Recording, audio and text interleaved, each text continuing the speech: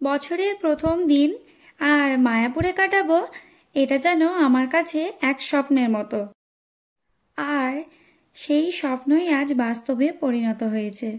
তো আমরা যখন মায়াপুরে চলেই এসেছি, কোথায় রুম নিয়েছি সেটাই তোমাদের আগে দেখিয়ে দিই, চলো।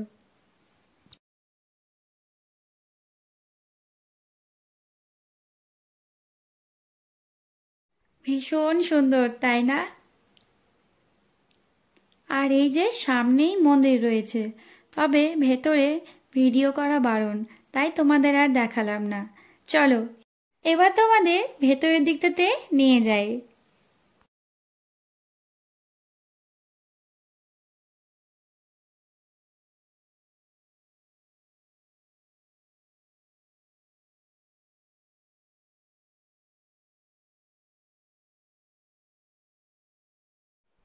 তো এই যে এখানেই আমাদের দুটো রুম নেওয়া হয়েছে, মন্দিরের ঠিক অপোজিটে। এবার মন্দিরের সামনে চা খেতে খেতে বাবার মাকে ভিডিও কলে মন্দিরটা একটু দেখিয়ে দিই। তো এই যে জলখাবার কমপ্লিট করে এবার স্নান করে রেডি হয়ে নিয়েছি। আর কিছুক্ষণ পর মহাপ্রসাদ খাওয়ার জন্যও বেরোতে হবে। আর এদিকে বাচ্চারা সবাই ঘুমোচ্ছে, আর আমি কি করবো ভেবে পাচ্ছিলাম না, তাই কয়েকটা ছবিও তুলে নিলাম নিজের। এবার সময় হয়ে গেছে, বেরোতে হবে। তো চলো। দেখছো মন্দিরে কত ভিড়। মন্দিরে যেতে যেতে তোমাদের সঙ্গে একটা কথা শেয়ার করে দিই। আমরা যে রুম দুটো নিয়েছি, প্রতি রুমে 4জন করে, আমাদের মোট পড়েছে ওই 1500 টাকার মতো।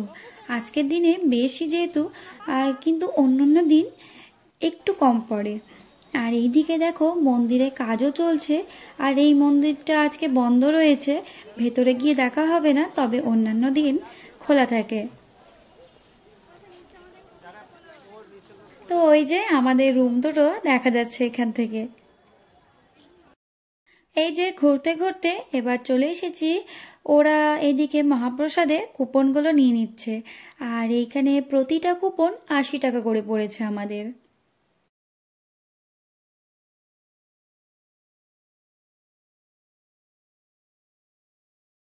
চারিপাশটা ঘুরতে ঘুরতে দেখি এখানে বেশ সুন্দর সুন্দর দোকানও রয়েছে জামা কাপড়ের।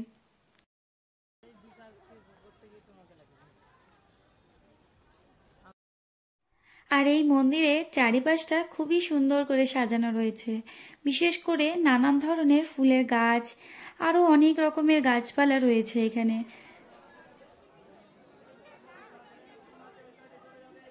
এবার আমরা সবাই মিলে নিজেদের জুতোগুলো এক জায়গা করে রেখে দিচ্ছি। আর এই যে কুপন নিয়ে নিয়েছে আর দাঁড়িয়ে পড়েছে লাইনে। সেই অনেক বড় লাইন, প্রায় 1 ঘন্টার মতো লেগেই গেছে সকলের। আর এদিকে খুশি বলছে আমাকে বারবার, কাকিমণি আর কতক্ষণ। তাই আমরা বলছিলাম ট্রেন যুগ যুগ যুগ যুগ। আর এদিকে গোপু সোনাকেও আর ভালো লাগছে না। যাই হোক, অনেক অপেক্ষার অবসান ঘটলো।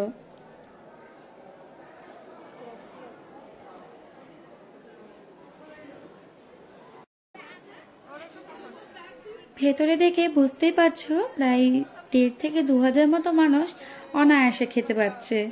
আর এই যে আমরা আমাদের ভোগটা নিয়ে নিয়েছি, আমিও বসে পড়েছি। আর এদিকে ছেলেকে বাবা খাইয়ে দিচ্ছে। এদিকে খাওয়া দাওয়া সেরে আমরা বাইরে বেরিয়ে আসি, আর কিছুক্ষণ পর একজন ইউটিউবারের সঙ্গে দেখা হয়। আশা করি তোমরা সকলেই এনাকে চিনো। ঠিক ধরেছ, সীমাদি। আর এইদিকে কি সুন্দর নানান ধরনের কৃষ্ণ ঠাকুরের বই বিক্রি হচ্ছে মেলার মধ্যে। আমি যেহেতু ফুলপ্রেমী, তাই কিছুটা ফুল আমি আবার ফোন বন্দি করে নিলাম।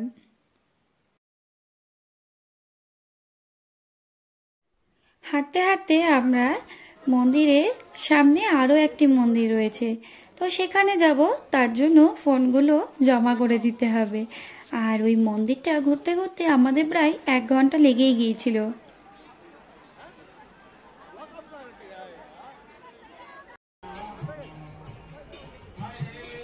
আর এখন আমাদের ঘুরতে ঘুরতে সন্ধেও হয়ে গেছে।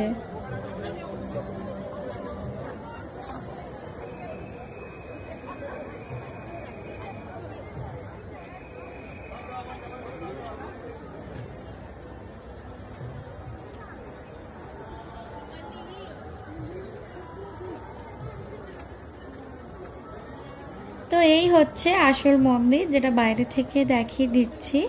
ভেতরে আমরা দর্শন করে এসেছি প্রভুকে। তো বাইরের দিক থেকে যেটুকু দেখা যাচ্ছে সেটাই তোমাদের সঙ্গে শেয়ার করছি। হরে কৃষ্ণ।